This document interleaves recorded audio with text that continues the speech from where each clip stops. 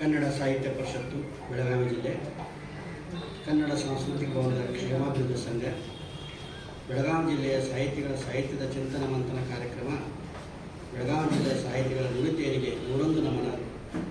ಈ ಕಾರ್ಯಕ್ರಮದ ಅಧ್ಯಕ್ಷತೆಯ ಸ್ಥಾನವನ್ನು ಅಲಂಕರಿಸಿ ಈ ಕಾರ್ಯಕ್ರಮಕ್ಕೆ ಮುಖ್ಯ ಕಾರಣೀಭೂತರಾದಂಥವರು ನಿಮ್ಮೆಲ್ಲರ ಸಹೋದರಿಯಾದಂಥ, ನಿಗರ್ವಿಯಾದಂಥ, ಕಿತ್ತೂರು ರಾಣಿ ಚೆನ್ನಮ್ಮನ ಪ್ರತಿನಿಧಿಯಾದಂಥ ಮಂಗಲಕ್ಕ ಮೆಟಗುಡ್ಡವರೇ. ಈ ಕಾರ್ಯಕ್ರಮಕ್ಕೆ ಇದು ಮಾಳೇಸರಿಗೆ ಒಂದು ದಂಡ ಇದೆ. ಯಾಕಂದ್ರೆ ಒಂದು ದೊಡ್ಡ ಕಾರ್ಯಕ್ರಮಕ್ಕೆ ಅವ್ರಿಗೆ ಆಹ್ವಾನ ಪಟ್ಟಿದ್ವಿ. ಅಕಾಡೆಮಿಕ್ ರನ್ನನ ಒಂದು ಕಾರ್ಯಕ್ರಮದಲ್ಲಿ ಅವರು ಒಪ್ಕೊಂಡಿದ್ರು. ಅವ್ರಿಗೆ ಡಿ ಸಿ ಅವ್ರ ಕಡೆ ಬರೋ ಮಟ್ಟಕ್ಕೂ ಫೋನ್ ಮಾಡಿದ್ರು. ಹೀಗಾಗಿ ನನ್ನ ಕಾರ್ಯಕ್ರಮವನ್ನು ಬಿಡಬೇಕಾದವರು ಇವತ್ತು ಆ ದಂಡವನ್ನು ಕೊಡಲಿಕ್ಕೆ ನಾವು ಅವ್ರಿಗೆ ಕರೆದ್ವಿ. ಈ ಉಪನ್ಯಾಸಕರಾಗಿ ನನ್ನೆಲ್ಲ ಜೀವನವನ್ನು ಹಿಂದಿನ ಜೀವನಕ್ಕೆ ಒಯ್ದು ನೆನಪು ಮಾಡಿ ಕೊಟ್ಟಂಥ ನನ್ನ ಆತ್ಮೀಯ ಹಿರಿಯ ಸ್ನೇಹಿತರಂಥ ಡಾಕ್ಟರ್ ವಿ.ಎಸ್. ಮಾಳೇಸರ್ ಅವರೇ, ನನ್ನೊಂದಿಗೆ ಕುಳಿತಂತಹ ಯಾವಾಗಲೂ ನಮ್ಮೊಂದಿಗೆ ಹಾಸ್ಯಮಯವಾಗಿ ಮಾತನಾಡುತ್ತಾ ಸಾಹಿತ್ಯ ಸಾಂಸ್ಕೃತಿಕ ಸ್ತರಗಳನ್ನು ಬಹಳ ಅರ್ಥಪೂರ್ಣವಾಗಿ ಹೇಳುವಂಥ ಮಿತ್ರ ನಮ್ಮ ಯರು ಪಾಟೀಲ್ ಅವರು, ಕನ್ನಡ ಭವನದ ಕಾರ್ಯದರ್ಶಿಗಳು. ಅದರ ಜೊತೆಗೆ ಇಲ್ಲಿ ವೇದಿಕೆ ಮೇಲೆ ಆಸೀನರಾದಂತಹ ಸಹಕಾರದ ವೀರಭದ್ರ ಅಂಗಡಿಯವರೇ, ಮೆಣಸಿನಕಾಯಿಯವರೇ ಕಾರ್ಯದರ್ಶಿ ಅಂತವರು, ಹಾಗೂ ಇಲ್ಲಿ ಗುರು ಮೇಡಮ್ ಅವರೇ, ಸುಶೀಲಾ ಗುರು ಮೇಡಮ್ ಅವರೇ, ಮತ್ತು ನನ್ನ ಎದುರಿಗೆ ದೊಡ್ಡ ದೊಡ್ಡ ವ್ಯಕ್ತಿಗಳೆಲ್ಲ ಇದ್ದಾರೆ. ನಾನು ಭಾಳ ಸಣ್ಣವ. ಆ್ಯಕ್ಚುಲಿ ಬಸವರಾಜ್ ಜಗದಂಬ ಸರ್ ಬರೋ ಸ್ಥಿತಿ ಇರಲಿಲ್ಲ. ಅವರ ಪರಿಸ್ಥಿತಿ, ಅವರ ಆರೋಗ್ಯ ನೋಡಿದ್ರೆ, ಆದರೂ ಕೂಡ ಬಂದ್ರಲ್ಲ ಸರ್, ನಿಮಗೆ ಕೋಟಿ ಕೋಟಿ ಕಟ್ಟಿದ್ದೆ. ಅವರ ಜೊತೆಗೆ ಬಂದಂಥ ಎಲ್ಲ ನನ್ನ ಸ್ನೇಹಿತರು, ಸಾಹಿತಿಗಳು, ನನ್ನ ಬಾಜು ಮನೆಯವರಾದ ಕುಲಕರ್ಣಿಯವರು ಬಂದಿದ್ದಾರೆ. ಇಲ್ಲೆಲ್ಲ ಮೋಹನ್ ಗುಂಡೂರು ಸೌಕೋಡಿಯವರು ಬಂದಿದ್ದಾರೆ. ನನ್ನ ಸ್ನೇಹಿತರು ಬಂದಿದ್ದಾರೆ, ಕಟ್ಟಿಯವರು ಬಂದಿದ್ದಾರೆ, ಶ್ರೀರಂಗವರು ಬಂದಿದ್ದಾರೆ, ಇನ್ನೂ ಅನೇಕ ಸುಮಗಾರ್ ಅವರು ಬಂದಿದ್ದಾರೆ. ಪುರಾಣಿಕವ್ರ ಮಗ ಅವರು ಕೂಡ ಇಲ್ಲಿ ಬಂದಿದ್ದಾರೆ. ಮತ್ತು ಹಂದೂರವರು ಬಂದಿದ್ದಾರೆ. ಎಣ್ಗಿ,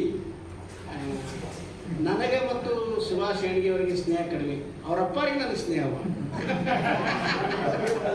ಆ ದಿನ ಮುಗ್ಸಾಕ ಅವರು ಎಣ್ಗಿ ಸುಭಾಷ್ ಅವರು ಇಲ್ಲಿ ಬಂದಿದ್ದಾರೆ. ಯಾಕಂತಂದ್ರೆ ನಾನು ಅವ್ರ ಅಪ್ಪರ ಜೊತೆ ನಾಟಕ ಮಾಡಿದ್ದೆ, ಸನಾದಿ ಅಪ್ಪನ ನಾಟಕ ಮಾಡುವಂಥದ್ದು. ಅವ್ರ ಅಪ್ಪನ ಪಾತ್ರ ಮಾಡಿದ್ರು, ನಮ್ಮ ಮಗನ ಪಾತ್ರ ಮಾಡಿದ್ದೆ. ಅದನ್ನು ಪ್ರಸಂಗ ಸಾಥಿ ಹಿಂದಾಗಡೆ ನಾನು ಹೇಳ್ತೀನಿ. ಆ ಋಣ ಮುಗ್ಸಾಕ ಅವರು ಎಣ್ಗಿಯವರು ಬಂದಿದ್ದಾರೆ ಅಂಥೇಳಿ ನಾನು ಅವರನ್ನು ನೆನೆಸ್ಕೊಳ್ತಾ ಇದ್ದೇನೆ. ಒಂದೆರಡು ಮಾತುಗಳನ್ನು ಹೇಳುವಾಗ ಮಾಳೇಸರ್ ಹೇಳಿದರು, ಬಡತನ ಬಾಗುವುದನ್ನು ಕಲಿಸುತ್ತದೆ, ಬಡತನ ಬೆರೆಯುವುದನ್ನು ಕಲಿಸುತ್ತದೆ, ಬಡತನ ವಿದ್ಯೆಯನ್ನು ಕೊಡುತ್ತದೆ. ಯಾಕಂತಂದ್ರೆ ಆ ಬಡತನದಲ್ಲಿ ನಾವು ವಿದ್ಯೆ ಪಡೆದ ಇದ್ದರೆ, ಅಂಬೇಡ್ಕರ್ ಹೇಳಿದಂತೆ ಶಿಕ್ಷಣ ಪಡೆದಿದ್ರೆ ನಿಮ್ಮನ್ನ ಯಾರೂ ಗುರುತಿಸುತ್ತಿಲ್ಲ. ಆ ಗುರುತಿಸುವಿಕೆಯೇ ಶಿಕ್ಷಣ. ಶಿಕ್ಷಣ ಪಡೆಯೋರು ಯಾರಿದ್ರೆ ಸಾಮಾನ್ಯವಾಗಿ 190% ಜನ ಬಡವರಿರ್ತಾರೆ. ಆ ಬಡತನ ಶಿಕ್ಷಣವನ್ನು ಕಲಿಸ್ತಾ ಇದೆ ಅನ್ನೋದನ್ನು ಮೊಟ್ಟ ಮೊದಲಿಗೆ ನನ್ನ ಕಾರ್ಯಕ್ರಮನೂ ಹಾಕೊಂಡು ನನಗೆ ಭಾಳ ಖುಷಿ ಆಯಿತು. ಯಾಕಂದ್ರೆ ಅಖಿಲ ಭಾರತ 70ನೇ ಕನ್ನಡ ಸಾಹಿತ್ಯ ಸಮ್ಮೇಳನದ ಕಾರ್ಯದರ್ಶಿಯಾಗಿ ನಾನು ಕೆಲಸ ಮಾಡಿದ್ದೆ ಜಗದೀಶ್ ಸರ್. ಬಹುಶಃ ದೇವರು ಆ ಋಣಕ್ಕೆ ಈ ಋಣ ಮೊಟ್ಟ ಮೊದಲಿಯಾಗಿ ನನ್ನನ್ನು ಆಯ್ಕೆ ಮಾಡ್ತೇನೋ ಅಂತ ಅನ್ನಿಸ್ತದೆ.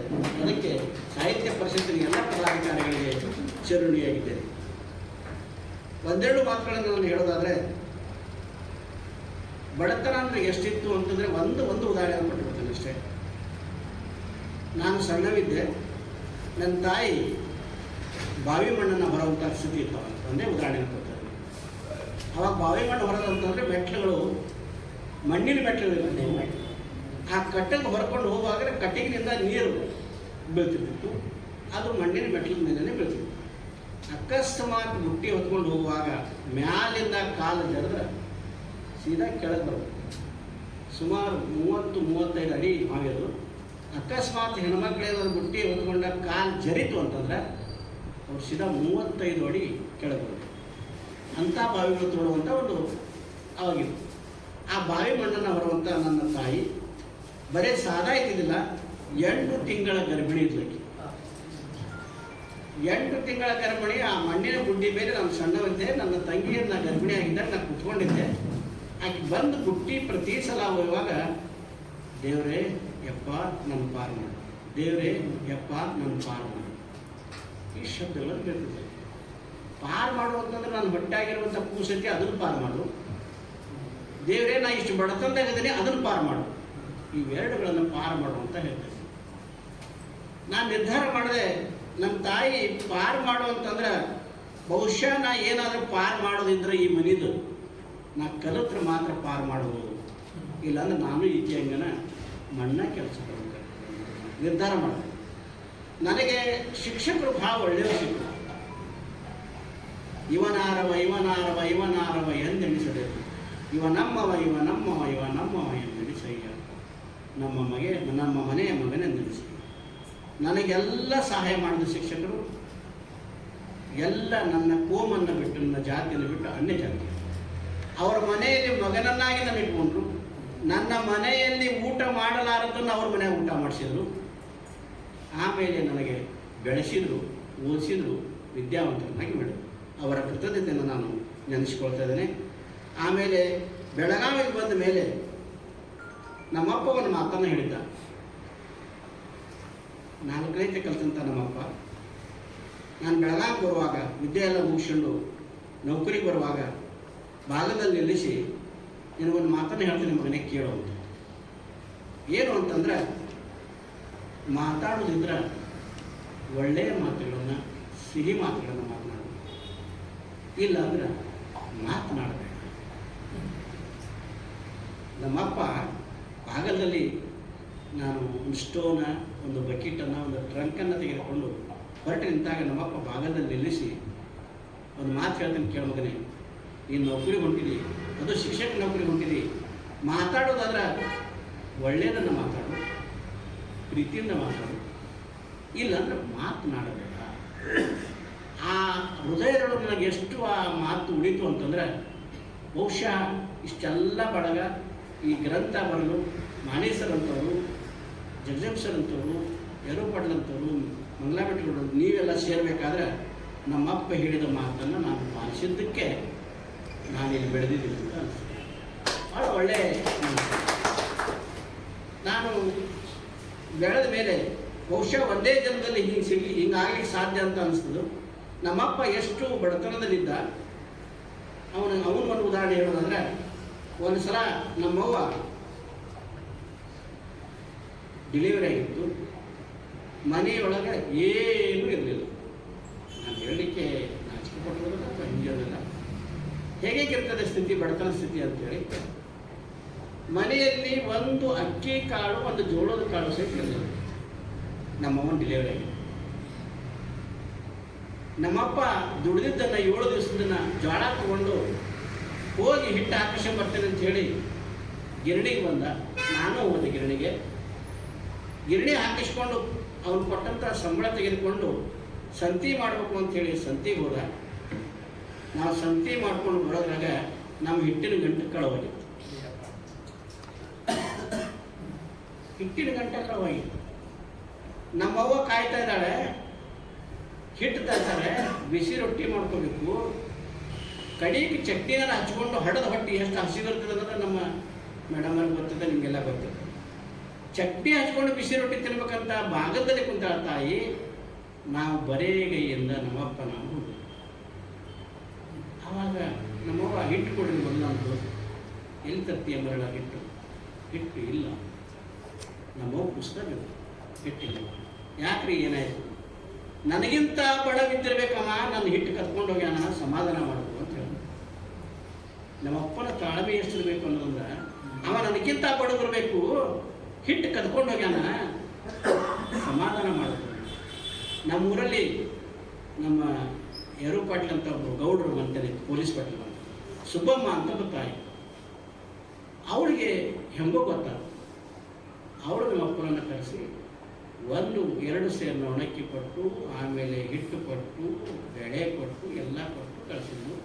ಮೊದಲು ಆಕೆಗೆ ಸತ್ತಿಗೆ ತಾಳೋ ಮೊದಲು ಊಟ ಕೊಟ್ಟು ಆ ಸನ್ನಿವೇಶಗಳು ನನ್ನನ್ನು ಹೆಂಗೆ ಮಾಡಿದ್ವು ಅಂದರೆ, ನೀವು ಏನಾರ ಮಾಡು ಒಟ್ಟು ಓದಬೇಕು, ಬೇರೆ ಏನು ಕೆಲಸ ಮಾಡಬೇಕು.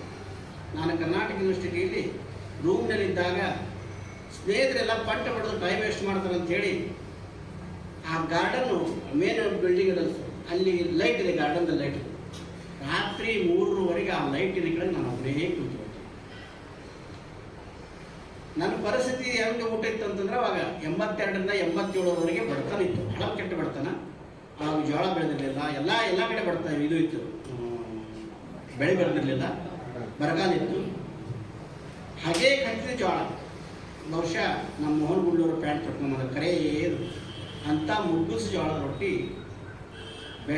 ರವಿವಾರ ಬೆಳಗ್ಗೆ 8 ಗಂಟೆಗೆ ಕಟ್ಟಬೇಕು. ಮುಂದಿನ ರವಿವಾರದೊಳಗೆ ನನಗೆ ರೊಟ್ಟಿ ಆಗೋದು. ನಮ್ಮ ಸ್ನೇಹಿತರು ಕಿಚನೆಟ್ ಹಾಸ್ಟೆಲ್ ಅಂತ ಒಂದು ಹಾಸ್ಟೆಲ್ ಇತ್ತು. ಆ ಕಿಚನೆಟ್ ಹಾಸ್ಟೆಲ್ ಅಂತಂದ್ರೆ ಒಂದು ಟೇಬಲ್, ಒಂದು ಕುರ್ಚಿ, ಒಂದು ಬಾತ್ರೂಮ್, ಒಂದು ರೂಮ್, ಅಡುಗೆ ಮಾಡ್ಕೊಳ್ಳೋ ಕರೆಂಟ್ ಹೊರಗೆ ಎಲ್ಲ ಕೂಡಿ ಒಬ್ಬರಿಗೆ ಕೊಡ್ತಿದ್ರು ಒಂದು ಡಿಪಾರ್ಟ್ಮೆಂಟಿಗೆ. ನಮ್ಮ ಮಾಲಿ ಸರ್ ನೋಡಿದ್ರು. ಖರೆ ನಾ ಅಲ್ಲಿದ್ದು ಏನೂ ಮಾಡ್ಕೊಳ್ಳೋದಂತ ಅಸಹಾಯಕನಾಗಿದೆ. ಎಲ್ಲ ದೋಸ್ತರು ಕೂಡ ಊಟ ಮಾಡುವಾಗ ನಾವು ಊಟ ಮಾಡ್ತಿದ್ದಿಲ್ಲ, ನಾ ಬೇಡ ಅಂತ ಹೇಳ್ತಿದ್ದೆ. ನಮ್ಮೆಲ್ಲ ದೋಸ್ತರು ಏನಂತಂದ್ರೆ, ಎಷ್ಟು ಶೋಕನೇವಲ್ಲ ನೀವು ಅಂತ ಊಟ ಮಾಡೋಂಗಿಲ್ಲ ನಮ್ಮ ಜೊತೆ. ಗೆಳೆಯ ಒಬ್ಬ ನನ್ನ BA ಓದ್ದಂತ ಅವನು ಹಿಂಗೆ ಅನ್ನಕತ್ತಾರಂತ ಅವ್ನಿಗೆ ಹೇಳಿದೆ, ನಾನು ನಿಮ್ಮ ಜೊತೆ ಊಟ ಮಾಡೋಕ್ಕೆ ಆಗೋದಿಲ್ಲ. ಯಾಕೆ ಆಗೋದಿಲ್ಲ ಅಂತಂದ್ರೆ, ಆಹಾರತೆ ನಾನು ಬೆಳೆಸ್ಕೊಂಡಿಲ್ಲ. ಯಾಕೆ ಅದನ್ನ ನನ್ನ ರೊಟ್ಟಿನ ಹಿಡಿದು ತೋರಿಸಿದರು, ಈ ರೊಟ್ಟಿ ನೀವು ತಿನ್ಬೋದಾ ಅಂತ. ಅವನು ಗಾಬರಿ ಆದ, ಇಲ್ಲ ಸಾಧ್ಯ ಇಲ್ಲ, ಅದಕ್ಕೆ ನಿಮಗೆ ಸಾಧ್ಯ ಇಲ್ಲದನ್ನು ಸಾಧ್ಯ ಮಾಡೋದು ಬೇಡ ಅಂತ ಹೇಳಿ ನಾನು ನಿಮ್ಮ ಜೊತೆ ಬೆರೀತಾ ಇದ್ದೀನಿ. ಆದರೂ MA ಮುಗಿಸಿದೆ. ನನ್ನ ನಸೀಬು ಎಷ್ಟು ಚಲೋ ಇತ್ತು, ದೇವರು ನನಗೆ ಮೆಚ್ಕೊಂಡ. MA ಮುಗಿಸಿದ 2 ದಿವಸಕ್ಕೆ ನಾನು ಲೆಕ್ಚರ್ ಆಗಿದ್ದೆ. 2 ದಿವಸಕ್ಕೆ ಹಾಸ್ಟೆಲ್ ಲಗೇಜ್ ಎಲ್ಲ ತೊಗೊಂಡು ಬೆಳಗಾವಿ ಬಂದು ಒಳ್ಳೆಯ ಸಂಸ್ಥೆಗೆ ಬಂದ ಮೇಲೆ ದೊಡ್ಡ ದೊಡ್ಡ ಜನರ ಪರಿಚಯ ಆಯಿತು. ಡಾಕ್ಟರ್ ಪ್ರಭಾಕರ್ ಕೋರೆ ಸಾಹೇಬ್ ಸಮ್ಮೇಳನದಲ್ಲಿ ನಾವು ಅವರ ಕಾರ್ಯಾಧ್ಯಕ್ಷರಿದ್ದರು, ನಾನು ಕಾರ್ಯದರ್ಶಿ ಆಗಿದ್ದೆ. ಬಸವರಾಜ್ ಸುಲ್ಗಾರ್ ನನ್ನ ಜೊತೆ ಇದ್ದರು, ಅವರು ಕಾರ್ಯದರ್ಶಿ ಆಗಿದ್ದರು. ನಮ್ಮನ್ನು ಭಾಳ ಒಳ್ಳೆಯ ರೀತಿಯಿಂದ ನಡೆಸ್ಕೊಂಡು ಮಹಾನುಭಾವರೆಲ್ಲ ನಡೆಸಿಕೊಂಡು ಕಾರ್ಯದರ್ಶಿ ಕೆಲಸವನ್ನು ಕೊಟ್ಟು ಮಾಡಿದ್ವಿ. ಒಳ್ಳೆಯ ಹೆಸರು ಬಂತು ನಮ್ಮ ಬೆಳಗಾವದಲ್ಲಿ. ಎಲ್ಲ ಸ್ನೇಹಿತರಾದರು. ಈಗಾಗಲೇ ಹೇಳಿದಂತೆ ಸುರೇಶ್ ಅಂಗಡಿಯವರು, ಅವ್ರು ಎಂಥ ಕೆಲಸ ಮಾಡಿದ್ರು ಅಂತಂದ್ರೆ ಅವ್ರನ್ನ ಇವತ್ತು ನೆನೆಸ್ಬೇಕು ನಾವು. ಅವ್ರು ರಾಜಕಾರಣಿ ಅನ್ನೋದಕ್ಕಿಂತ ಸದ್ಗುಣಶೀಲ ಸಂಪನ್ನ ವ್ಯಕ್ತಿ ಅಂತಲೇ ಗುರುತಿಸ್ಬೇಕು. ರಾಜಕಾರಣಿ ಹಿಂದಗಡೆ ಅವರು ಏನು ಮಾಡಿದರು ಅಂತಂದ್ರೆ, ಒಂದು ಸಲ ಸಾಹಿತ್ಯ ಸಮ್ಮೇಳನ ನಡೆದಿತ್ತು. ಆ ಎಕ್ಸಾಂಪಲ್ ನಾನು ಹೇಳ್ಬಿಡ್ತೀನಿ. ಸಾಹಿತ್ಯ ಸಮ್ಮೇಳನ ನಡೆದಾಗ ಎಲ್ಲ ಕಾಂಗ್ರೆಸ್ ಪಾರ್ಟಿ, ಅವಾಗ ಬಸವರಾಜ್ ಎಲ್ಲ VS ಕೌಜಲಗಿ, ರಮೇಶ್ ಕುರ್ಚಿ, ನಮ್ಮ ಪಾಟೀಲದಲ್ಲಿ ವಾಸ್ತು ಹೇಳುವಂಥ ಪಾಟೀಲ್ ಇಲ್ಲಿ ಅವರೆಲ್ಲ ಎಂಥ ಅಂತಂದ್ರೆ ಎಲ್ಲ ಕಾಂಗ್ರೆಸ್ ಪಾರ್ಟಿ. ಸುರೇಶ್ ಅಂಗಡಿ ಅವರೊಬ್ಬರು BJP ಪಾರ್ಟಿ. ಅವಾಗಿನ್ನೂ MP ಏನೂ ಆಗಿರಲಿಲ್ಲ. ಅವರು ಗ್ರಾಮೀಣ ಜಿಲ್ಲೆಯ ಅಧ್ಯಕ್ಷರಾಗಿದ್ದರು. ಅವ್ರು ನಾನು ಅದನ್ನು ಹಾಕ್ಕೋಬೇಕು ಅಂತ ನಾನು ಕಾಂಗ್ರೆಸ್ಸಿಂದ ಅದುವೆ ಅವ್ರು ಯಾಕೆ ಬೇಕು ಬಿಡ್ರಿ ಅಂತ ಅವರು ಕಡೆಗೆ ಒಂದು ಅರ್ಧ ತಾಸು ವಾದ ನಡೆದ ಮೇಲೆ ಕೋರೆ ಸಾಹೇಬ್ರು ಏನು ಹೇಳಿದ್ರು ಅಂದರೆ, ಕಾರ್ಯದರ್ಶಿ ಒಂದು ಪವರ್ ಇರ್ತದ, ತಿಮ್ಮಾಪುರ ಭಾಳ ಯಾಕೋ ಹಠ ಮಾಡಾಕತ್ತಾರ, ಹಾಕ್ಕೊಂಡ್ರಿ ಎಲ್ಲಿ ಹಾಕೋತೀರಿ ಅವ್ರೊಬ್ರು ಹಾಕೊಂಡ್ಬಿಡ್ರಿ ಅಂತ ಹೇಳಿ. ಆವಾಗ ಉಪಾಧ್ಯಕ್ಷರು ಅಂಥೇಳಿ ಎಲ್ಲ MLAಗಳು ಹಾಕಿದ್ದು ಜಿಲ್ಲೆದ, ಅದ್ರಾಗ ಕೆಳಗೆ ನಾನು ಸುರೇಶ್ ಅಂಗಡಿಗಳು ಹಾಕಿ. ಅವ್ರಿಗೆ ಇದು ಯಾರೋ ಒಬ್ರು ಹೋಗಿ ರಿಪೋರ್ಟ್ ನಮ್ಮ ಪಾಟೀಲ್ ಅಂತ ಹೋಗಿ ಹೇಳಿದ್ರು, ಹಿಂಗಾಯ್ತು ನಿಮ್ಮ ಬಗ್ಗೆ ಎಲ್ಲ ಚರ್ಚೆ ಆಯಿತು, ಹಿಂಗಾಯ್ತು. ಆವಾಗ ಅವರು ಯಾಕೆ ನನ್ನ ಬಗ್ಗೆ ಅಷ್ಟು ಆಸಕ್ತಿ ತೋರಿಸಿದ್ರಿ? ಇಲ್ಲ, ಕನ್ನಡ ತೇರು ಹೊಂಟಾಗ, ಕನ್ನಡ ನಮ್ಮ ಸಂಘಟನೆ ಹೊಂಟಾಗ, ಕನ್ನಡಿಗರು ಹೊಂಟಾಗ ನೀವು ಶರಬತ್ ಕೊಡ್ತೀರಿ, ಸಹಾಯ ಮಾಡ್ತೀವಿ ಕನ್ನಡಿಗರಿಗೆ, ಅದಕ್ಕೆ ನಿಮ್ಮನ್ನು ಇಟ್ಕೊಂಡು ಅಂದಾಗ ಅವರು ಬಹಳ ಖುಷಿಪಟ್ಟು, ನಿಮ್ಮಂಥ ಸರ್ಗಳು ಬೆಳಗಾವದಾಗ ಮನೆ ಮಾಡಬೇಕು, ಮನೆ ಏನೋ ಐತೆ ಅಂದ್ರೆ ನಿಮ್ಮಂತ ಕೇಳಿದ್ರು. ನನ್ನ ಮನೆ ಇಲ್ಲ, ಜಾಗ ಮಾಡ್ಕೊಂಡ್ರಿ? ಇಲ್ಲ, ಜಾಗನೇ ಅಂದಾಗ ತಮ್ಮ ಡ್ರಾವಿಗಿನ ಒಂದು ಕಾಗದ ತೆಗೆದು ಒಂದು ಪಾಕೆಟ್ ಇಟ್ಟು, ಇದು ಕಾಗದ ನಮ್ಮ ಜಾಗದ, ಈ ಜಾಗ ನಿಮ್ಮದು, ಎಲ್ಲಿ ಐತೆ ನೋಡಿಲ್ಲ, ಹೆಂಗೈತೆ ನೋಡಿಲ್ಲ, ಎಷ್ಟು ಕೊಡ್ಬೇಕು ಗೊತ್ತಿಲ್ಲ. ಬರೀ ಗಾಡ್ಯಾಗ ಕುಂದಿರೋದು, ಹೋದ್ರು, ಜಾಗ ತೋರಿಸಿದ್ರು. ಭಾಳ ಒಳ್ಳೆಯ ಜಾಗ, KLE ಕಂಪೌಂಡಿಗೆ ಹತ್ತಿ ಹಿಂದಿನ ಜಾಗನ ಹಾರ್ಟ್ ಆಫ್ ಸಿಟಿ ಕೊಟ್ಟು. ಅದು ಎಷ್ಟು ಜಾಗ? 3 ಗುಂಟೆ ಜಾಗ. ನನಗೆ 3-7 ಜಾಗ ತಗೊಳ್ಳೋದು ಭಾಳ ಕಠಿಣವಾದಂಥ ಪರಿಸ್ಥಿತಿಯಲ್ಲಿ 3 ಗುಂಟೆ ಜಾಗ ನೀನು ಕೊಡ್ತೀನಿ ಅಂತ ಹೇಳಕಂದ್ರೆ ಮಹಾನುಭಾವರು. ನಾನು ಸಾಹೇಬ್ರ ಇಷ್ಟು ತೊಗೊಳಕ್ಕೆ ನಮ್ಮ ಶಕ್ತಿ ಇಲ್ಲ, 3 ರೂಮಿನ ಜಾಗ ಅದು ಸಾಕು ನನಗೆ. ಇಲ್ಲ ಇಲ್ಲ ನಿಮ್ಗೆ ಕೊಟ್ಬಿಟ್ಟಿದ್ದೀನಿ, ನಾನು ಪ್ರೀತಿಗಾಗಿ ಕೊಟ್ಟಿದ್ದೀನಿ, ಮನೆಗೆ ಕರ್ಕೊಂಡು ಹೋಗಿ ಅವ್ರ ಮಿಸ್ಸಸ್ ಅವ್ರಿಗೆ ಮಂಗಲ ಅಂತಂದರು. ಯಾಕೆ ಹೇಳಿದ್ರು, ಜಾಗ ನಿನ್ನ ಹೆಸರಲ್ಲಿತ್ತಲ್ಲ ಜಾಗ, ಹೌದಿತ್ತಲ್ಲ, ಅದನ್ನು ನಾನು ಗುರುಗಳು ಕೊಡ್ತಾರೆ. ಚಲೋ ಮಾಡಿದ್ರು ಗುರುಗಳು ಕೊಟ್ಟರೆ ಭಾಳ ಚಲೋ ಮಾಡಿದ್ರು, ಯಾರ್ಯಾರು ಕೊಟ್ಟಿಲ್ಲ ನೀವು ಅಂತಂದ್ರು. ಆಮೇಲೆ ವಸ್ತು ಪ್ರಾಕ್ಟಿಕಲಾಗಿ ಹೇಳ್ತಾ ಇದ್ದಾನೆ. ಆ ಮಹಾನುಭಾವ ಅಂಗಡಿ ಸರ್ ಅವ್ರ ಮಗಳು, ಇಬ್ಬರು ಹೆಣ್ಮಕ್ಳು, ಒಬ್ಬಕ್ಕೆ 6ನೇ ತಿದ್ದು, ಒಬ್ಬಕ್ಕೆ 4ನೇ ತಿದ್ದು, ಒಳಗಿಂದ ಕರೆದು, ಈ ಗುರುಗಳು ಒಳ್ಳೆಯ ಗುರುಗಳು, ಇವ್ರ ಪಾದಕ್ಕೆ ನಮಸ್ಕಾರ ಮಾಡಿರಿ, ಇವ್ರಿಗೆ ನಾನು ನಿವೇಶನ ಕೊಟ್ಟಿದ್ದೀನಿ, ನನ್ನ ಮಕ್ಕಳು ಭಾಳ ಒಳ್ಳೆಯದಾಗಲಿ ಅಂಥೇಳಿ, ಶಿಕ್ಷಣ ಸಿಗಲಿಂದ ಆಶೀರ್ವಾದ ಮಾಡಿರಿ ಅಂತೇಳಿ. ನಾನು ಎದ್ದು ನಿಂತು ಬಾಗಿಲಿಗೆ ಬಂದೆ, ನಾನು ಕಾಲು ಮುಗಿಸ್ಕೊಡ್ರಿ, ಒಪ್ಪಲಿಲ್ಲ. ಗುರುಗಳಂದು ಅಂಥದ್ದೆಲ್ಲ ಮಹಾನುಭಾವರ ಜೊತೆ ನಾನು ಬದುಕಿದ್ದೀನಿ. ನಾನು ಅವ್ರ ಜೊತೆ ಒಳ್ಳೆಯವರಾಗಿ ಬದುಕಿದ್ದೀನಿ, ಅವ್ರು ನನಗೆ ಜೊತೆ ಒಳ್ಳೆಯವರಾಗಿ ಬದುಕಿದ್ದಾರೆ, ಅದಕ್ಕೆ ನಾವು ಒಳ್ಳೆಯವಾಗಿದ್ದೀನಿ ಅಂತ. ಇನ್ನೂ ನನಗೆ ತಿಮ್ಮಾಪುರ ಮಠನ ಅಂತಾರೆ. ತಿಮ್ಮಾಪುರ ಅನ್ನೋದು ಕಡಿಮೆ, ತಿಮ್ಮಾಪುರ ಮಠ ಅಂತಾರೆ ಸಾಮಾನ್ಯವಾಗಿ. ಈ ಕಾರಂಜಿ ಮಠಕ್ಕೆ ನನ್ನ ಶಾಸ್ತ್ರೀಯ ಮಾಡ್ತಾರೆ, ಕಾರಂಜಿ ಮಠಕ್ಕೆ ಭಾಳ ಕಾರ್ಯಕ್ರಮ ಹೋಗ್ತೇನೆ. ಮುಂದಿನ ಪೀಳಿಗೆ ಆ ಮಠ ಸ್ವಾಮಿ ಆಗೋದಕ್ಕಿಂತ ಮೊದಲು ನನಗೆ ಹೇಳ್ತಿದ್ರು, ಕಾರಂಜಿ ಮಠದಾಗ ಎಲ್ಲರೂ ತಿಮ್ಮಾಪುರ ಮಠನೇ ಇರಲಿ, ಮಳೆ ಆಗೋದು ನೋಡೋದು ಅಂತ ಹೇಳಿ. ನಾನು ಎಲ್ಲರೊಳಗೆ ಒಂದಾಗೆ ಅನ್ನೋದಕ್ಕಿಂತ ಎಲ್ಲರೂ ನನ್ನನ್ನು ನನ್ನವರು ಅಂತ ಸ್ವೀಕಾರ ಮಾಡಿರಲ್ಲ. ಆ ಬೆಳಗಾವಿ ಋಣ, ಆ ಬೆಳಗಾವಿ ಜನ ಬಹುಶಃ ಮಾಡಿ ಸರ್ ಹೇಳಿದಂತೆ ಕೂಲ್ ತಂಡ ಇಡೀ ಕರ್ನಾಟಕದಲ್ಲ, ಇಡೀ ಭಾರತದಲ್ಲಿ ಇಂಥ ಜಾಗ ಸಿಗೋದು. ನಾವೆಲ್ಲ ಇಲ್ಲಿ ಬಂದವರು ಪುಣ್ಯವಂತರು, ಇಲ್ಲಿ ಬದುಕಿದವ್ರು ಪುಣ್ಯವಂತರು. ಸಾಮಾನ್ಯವಾಗಿ ನೋಡ್ರಿ, ನೀವು ನೌಕರಿ ಮಾಡ್ಕೊಂತ ಬಂದವರು ಬೆಳಗಾವದಾಗ ಬಂದು ನೌಕರಿ ಮಾಡಿ 3 ವರ್ಷ ಒಂದು ಮನೆ ಮಾಡ್ಯಾವ. ಯಾಕಂದ್ರೆ ಬೆಳಗಾವಿ ಅಷ್ಟು ಒಳ್ಳೆಯ ಪ್ರದೇಶ, ಅದಕ್ಕೆ ಅಂತ ಇದಕ್ಕೆ ಆಗಿದೆ. ಕೊನೆಗೆ ಈ ನನ್ನ ಗ್ರಂಥದ ಪ್ರಧಾನ ಸಂಪಾದಕರು ಮಾಳಿ ಸರ್. ನನ್ನ ಗ್ರಂಥ ಒಳ್ಳೇದು ಬರಲಿಕ್ಕೆ ಸುರೇಶ್ ಅನಗಂಡಿ, ಆನಂದ್ ಕಣ್ಣವರ್, ಆಜೀವಗೌಡ ಮತ್ತು ಮಾಳಿ ಸರ್ ಅವರು ಬಹಳ ಜನರಿಗೆ ಅಭಿನಂದನಾ ಗ್ರಂಥಗಳು ಬರೋದು, ಬಹಳ ಜನರಿಗೆ ಬರೋದು. ಎಂಥ ದೊಡ್ಡ ದೊಡ್ಡ ಸಾಹಿತಿಗಳಾಗಿದ್ರು, ನಮ್ಮಲ್ಲಿ ಅಭಿನಂದನಾ ಗ್ರಂಥಗಳು ಬಂದಿಲ್ಲ. ಅದು ಒಂದು ಸೌಭಾಗ್ಯನ, ಅದು ಒಂದು ನಶೀಬನ. ಆ ನಶೀಬ ನನಗೆ ಈ ಅಭಿನಂದನಾ ಗ್ರಂಥವನ್ನು ನಾನು ಬದುಕಿಗೆ ಬಂದಿದ್ದು ಕೂಡ ನಮ್ಮದವ್ರದ್ದು. ಆಗಲೇ ಒಂದು ಮಾತನ್ನು ಹೇಳೋದಂದರೆ, ಒಂದು ಜನ್ಮದಲ್ಲಿ ಹೀಗೂ ಆಗಲಿಕ್ಕೆ ಸಾಧ್ಯ ಅಂತಂದರೆ, ನಮ್ಮಪ್ಪ ಸಾಯೋ 15 ವರ್ಷಕ್ಕಿಂತ ಮುಂಚೆ ಊರಿನಲ್ಲಿ ಎಷ್ಟು ಬಡವ ಅನಿಸ್ಕೊಂಡಿದ್ದ ಅಷ್ಟು ಸೌಕಾರ ಅನಿಸ್ಕೊಂಡ. ಅವ್ರಿಗೆಲ್ಲ ಸೌಕಾರ ಅಂತ ಕರೆಯಕಂದ್ರೆ ಎಲ್ಲರೂ, ಅವನ ಜೊತೆ ಬದುಕಿದವರೆಲ್ಲರೂ. ನಾನು ಅಪ್ಪನ ಹೆಂಗೆ ಇಟ್ಟೆ ಅಂತಂದ್ರೆ, ಹಳ್ಳಿ ಒಳಗೆ ಗೌಡ್ರು ಇರ್ತಾರಲ್ಲ, ಬೆಳೆ ಜ್ಯೋತಿ, ಬೆಳೆ ಪೇಟ, ಬೆಳೆ ಜುಬ್ಬ, ಕಟ್ಟಿನ ಕಂಬಳಿ ಹಾಕಿ ಎಲೆ ಅಡಿಕೆ ತಾಕಿಟ್ಟು ಕುಂಡ್ರಿಸಿದ್ವಿ ನಾವು ಅಪ್ಪನ. ನಾವು 5 ಜನರು 3 ಜನ ನೌಕರಿ ಮಾಡಿದ್ವಿ. ನಮ್ಮ ಅಣ್ಣ ಇದ್ದರೆ ಇರಬೇಕು ನನ್ನಂತ ಅಣ್ಣ.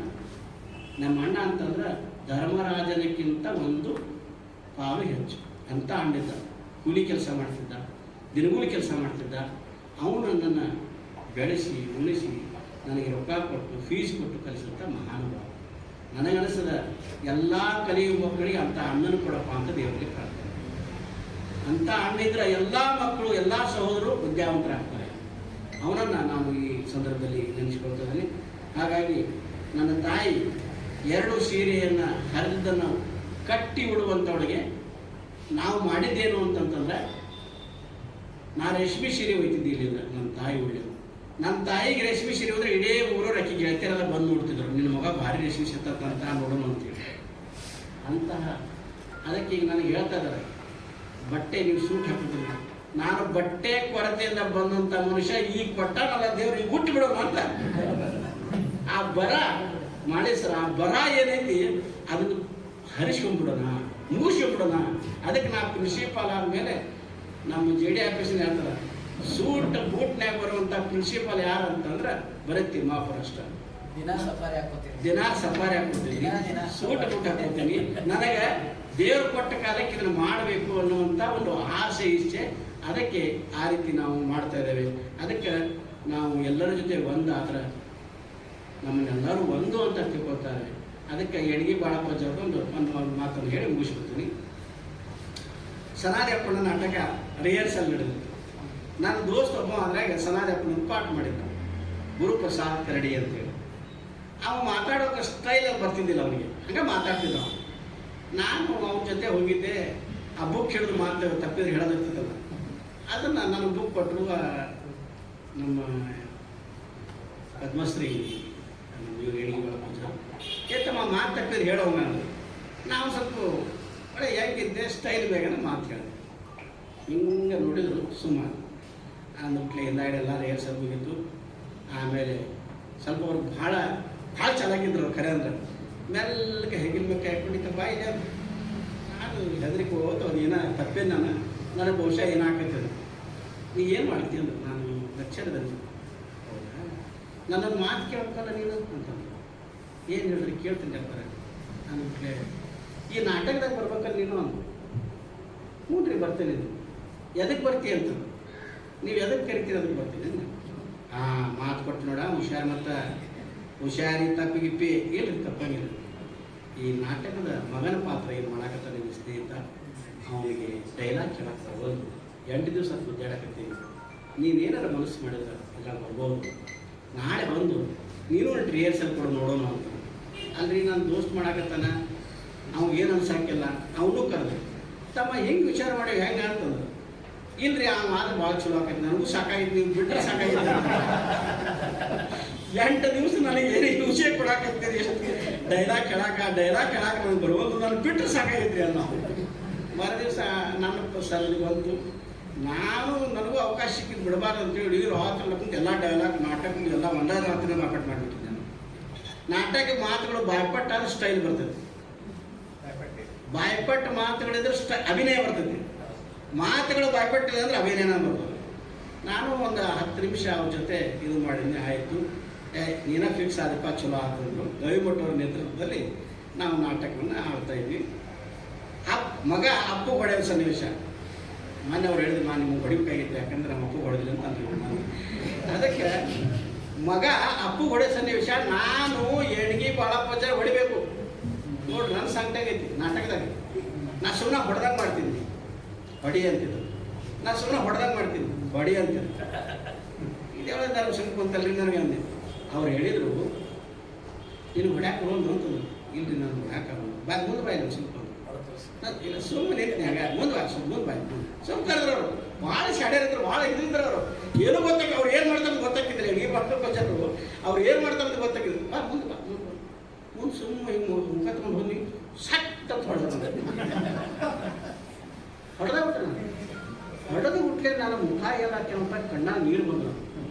ಅಳಾಕತ್ ಬಿಟ್ಲೆ ನೋವಾತು, ಕಣ್ಣಾಗ ನೀರು ಬಂದು ಹಿಂಗೆ ನನಗೆ ಬರ್ಬೇಕು. ನಾನು ನಿನಗೇನು ಬಂದೈತಲ್ಲ ಹಂಗೆ ನನಗೆ ಬರಬೇಕು. ಯಾಕಂದ್ರೆ ಪ್ರೇಕ್ಷಕರು ನಿಜವಾಗೂ ಮಗ ತಂದೆ ಹೊಡೆದಾಗನ ವಾವ ಅಂತಾರ, ಹೊಡಿದಂಗೆ ಮಾಡಿದ್ರೆ ವಾವ ಅನ್ನೋದಿಲ್ಲ ಅಂತಾರೆ.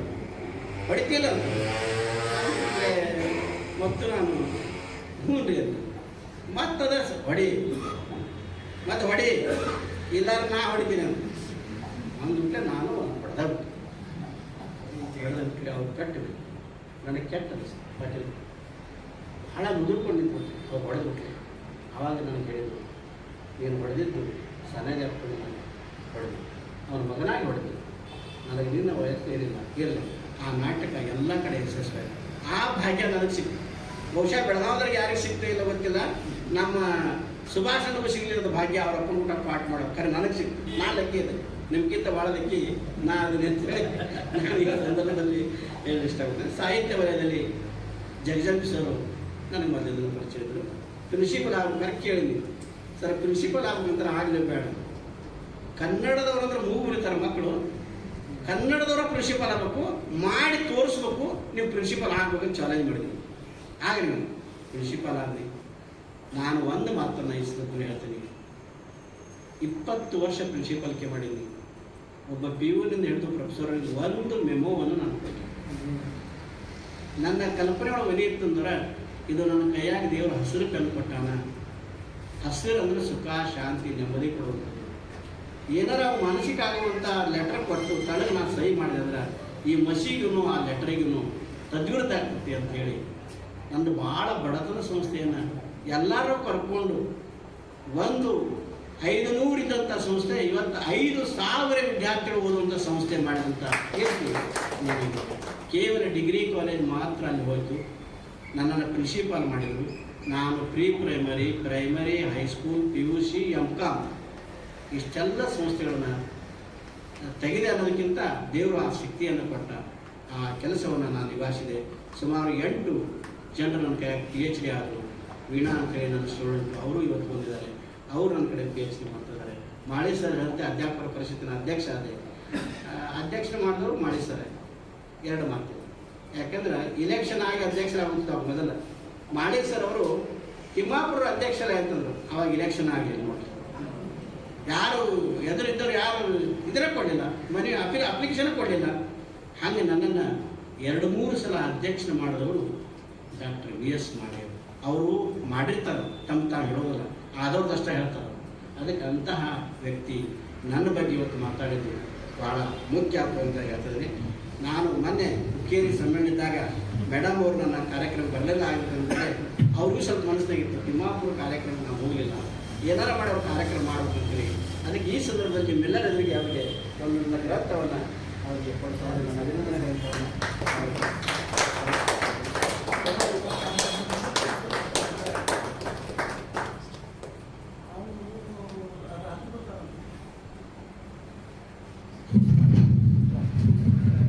ಇಷ್ಟು ಹೇಳಿ ವೀರಭದ್ರಪ್ಪ ಅಲ್ಲೋ ವೀರಭದ್ರಲ್ಲೋ ನಮ್ಮದು ದೋಸ್ತವರು ಬೆಳೆದ ಮ್ಯಾಗ ಈಗಲೂ ನಾವು ಸ್ನೇಹಿತರು ಅಂತ ಹೇಳಬಾರ್ದು, ಹೇಳಬೇಕು, ನಿಜವಾಗ್ಲೂ ಹೇಳಬೇಕು. ಅಂದರೆ ನಿಮ್ಮಂಥವ್ರು ನಮ್ಮಂಥವ್ರು ಕೂಡೇ ಇದ್ವಿ ಅನ್ನೋದು ಸಮಾಜಕ್ಕೆ ಎಲ್ಲ ಇದಾಗಬೇಕು. ನಾವು ರೂಮ್ ಪಾರ್ಟ್ನರು, ಅವಾಗಿಂದ ಪರಿಚಯ ಭಾಳ ನಿಂತು ನೇತೃತ್ವದಲ್ಲಿ ಮೆಣಸಿನಕಾಯಿಯವರು ಅವರು ಎಲ್ಲರೂ ಕೂಡಿ ಯರು ಪಾಟ್ಲವರು ಎಲ್ಲರೂ ಕೂಡಿ ಈ ಕಾರ್ಯಕ್ರಮವನ್ನು ಮಾಡಿದ್ವಿ. ನನಗೆ ತುಂಬ ಸಂತೋಷ ಆಗಿದೆ. ಮುಂದಿನ ದಿನಮಾನಗಳಲ್ಲಿ ಈ ಸಾಹಿತ್ಯ ಪರಿಷತ್ತಿಗೂ ನನ್ನಿಂದ ಏನಾದರೂ ಅಲ್ಪ ಸೇವೆ ಇದ್ದರೆ ತನು ಮನ ಧನಗಳಿಂದ ಏನಾದರೂ ನನ್ನ ಸಹಾಯ ಬೇಕಾಗಿದೆ ನೀವು ನಿರ್ಬಡಿಯಿಂದ ನನಗೆ ಹೇಳ್ರಿ. ಮತ್ತು ಇವತ್ತು ಭಾಳ ಬಂದು ಅನ್ನುವಂಥ ಭಯದಲ್ಲಿಯೂ ಕೂಡ ನೀವೆಲ್ಲ ಬಂದ್ರಿ. ತಿಮ್ಮಾಪುರ ಮೇಲೆ ವಿಶ್ವಾಸ ಇಟ್ಟು ಪ್ರೀತಿ ಇಟ್ಟು ನೀವೆಲ್ಲ ಬಂದಿದ್ರಿ. ನಿಮ್ಮ ಋಣವನ್ನು ನಾನು ಎಷ್ಟು ಮಾಡಿದರೂ ಸಾಧ್ಯ ಆಗೋದನ್ನು ಮುಟ್ಟಿಸ್ಲಿಕ್ಕೆ ನೀವೆಲ್ಲ ಬಂದಿದ್ದಕ್ಕೆ ನಿಮಗೆ ಮತ್ತು ನನ್ನ ಬಾಜು ಮನೆಯವರು ಇಲ್ಲಿ ಕುಲಕರ್ಣಿಯವರು ಅಂತಿದ್ದಾರೆ. ನಾವು ಅವ್ರು ಹೆಂಗದ ಅಂದರೆ ಅಣ್ಣ ತಮ್ಮ ಇದ್ದಂಗೆ ಇವತ್ತಿಗೆ.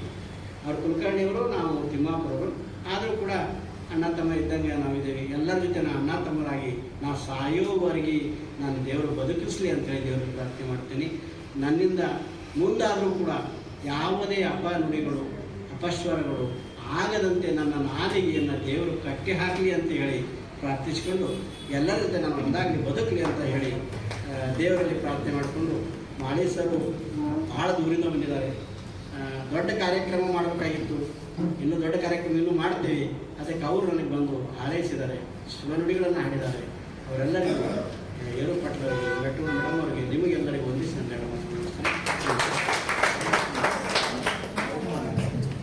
ಬಡತನದಲ್ಲಿ ಭಾಳ ಬೆಂದವರು ಹೇಳಿ ದುಃಖನೂ ಆತಲ್ಲ.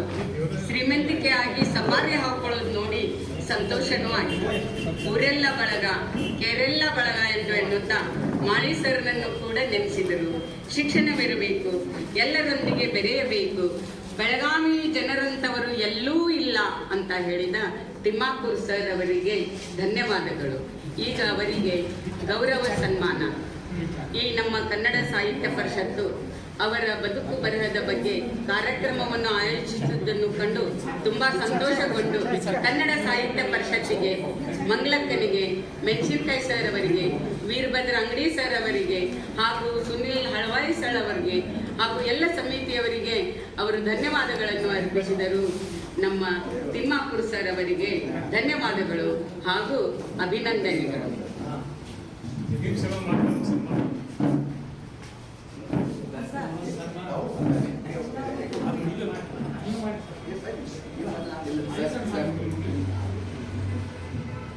ಡಾಕ್ಟರ್ ಶ್ರೀ ಬಸವರಾಜ್ ಜಗದೀಶ್ ಸರ್ ಅವರಿಂದ ತಿಮ್ಮಾಪುರ ಸರ್ ಅವರಿಗೆ ಸನ್ಮಾನ.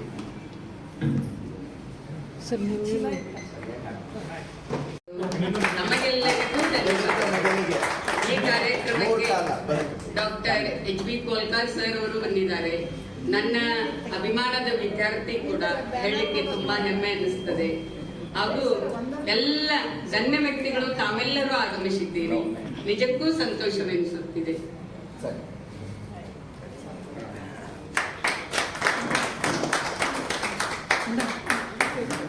ಈಗ ಈ ಕಡೆ ಬರ್ರಿ, ಈ ಕಡೆ ಬರ್ರಿ, ಈ ಕಡೆ ಫೋಟೋ ಬಜೋ ಈ ಕಡೆ ಅಂಗಡಿ ಸರ್ ಸರ್ ಬರ್ತಲ್ಲ.